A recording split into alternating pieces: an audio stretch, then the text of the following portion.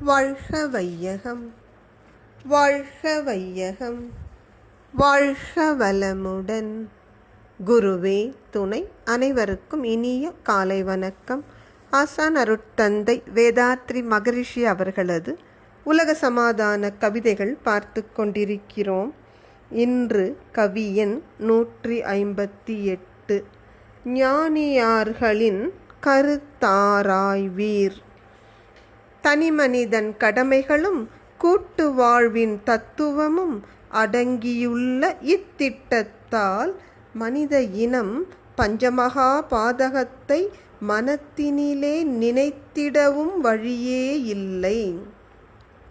புனிதர்களாம் புத்தர், இயேசு, நபிகள், காந்தி, பூஜ்யர் பரஞ்சோதி, மற்ற ஞானியார்கள் கனிவுடனே உலக மக்கள் உயர்வாய் வாழ கண்ட கனவும் செயலில் மலர்ந்து நிற்கும்.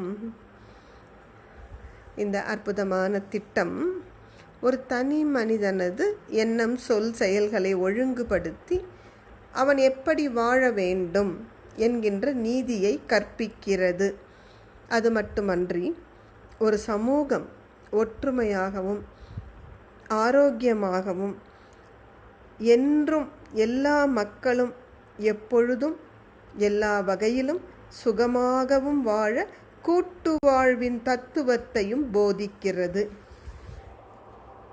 இப்படி தனிமனித வாழ்வு, கூட்டு வாழ்வு என்ற இரண்டையும் நெறிப்படுத்துவதால் இந்த திட்டத்தின்படி மக்கள் வாழ்கிற அந்த காலத்தில் பஞ்சமகா பாதகங்கள் என்று சொல்லப்படுகிற பொய், கொலை, களவு, விபச்சாரம், சூது, இந்த 5 வகையும் மனித இனத்தில் இருக்கவே இருக்காது. எண்ணத்தில் கூட மனிதர்களுக்கு இந்த தீமையான எண்ணங்கள் உதிக்காது. இந்த திட்டம் ஏதோ நான் ஒருவன் கொடுத்த திட்டம் என்று நினைக்காதீர்கள். இதுவரை மனித இனம் மகிழ்ச்சியாக வாழ வேண்டும் என்ற பெருநோக்கத்தில் அறிவாராய்ச்சியில் தங்கள் வாழ்நாள் முழுவதையும் அர்ப்பணித்து தொண்டாற்றிய மகான்களாகிய புத்தர், இயேசு, நபிகள் நாயகம், காந்தி மற்றும் பூஜ்யர் பரஞ்சோதி அன்பர்களுக்கு நினைவிருக்கலாம். பரஞ்சோதி மகான் தான் அருட்தந்தை அவர்களுக்கு சாந்தி யோகம் கற்றுக் கொடுத்த குரு. எனவே தன் குருவிற்கு காணிக்கையாக அவரையும் நினைவு கூறுகிறார்கள். எனவே இந்த ஞானிகள் உலகம் எப்படி இருக்க வேண்டும் என்று விரும்பினார்களோ அந்த விருப்பத்தின் அடிப்படையில் தான் இந்த திட்டம் அமைந்திருக்கிறது.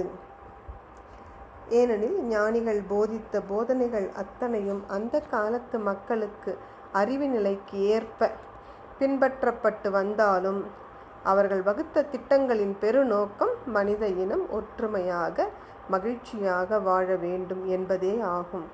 எனவே அந்த திட்டத்தின் அடிப்படையில் தான் இந்த திட்டமும் அமைந்திருக்கிறது. நன்றி. வாழ்க வளமுடன்.